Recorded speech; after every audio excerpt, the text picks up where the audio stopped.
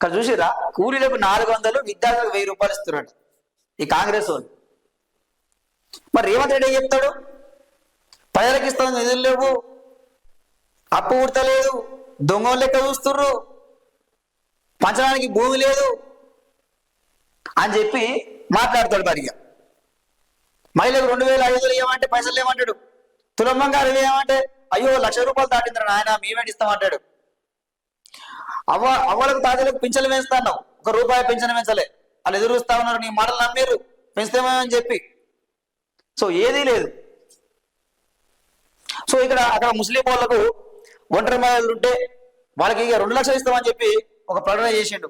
వాళ్ళు నమ్మతలేదు. అది కూడా ఈయన ఇచ్చిన హామీ లేదు. 500 గ్యాస్ అన్నట్టు అదే వస్తలేదు, 2500 అన్నట్టు అవిస్తలేడు. మహాలక్ష్మి పథకం కింద ఎట్లా మరి 2 లక్షలు ఇస్తా అంటే బడ్జెట్ లేదంటుండు అని చెప్పి మాట్లాడుతూ ఉన్నారు. ఇక రాజకీయాలు, రాజకీయ నాయకులు ఇప్పుడు ఇక దోశలు వేస్తారు, పూరీలు వేస్తారు, ఇడ్లీలు వేస్తారు, చిన్నపిల్లల ముడ్డి కలుగుతారు, ఏమైనా చేస్తారు. ఇక గెలవడానికి ఒక్కసారి గెలిచిరంటే కథం, ఇక మన మొహమ్మద్ చూసేది.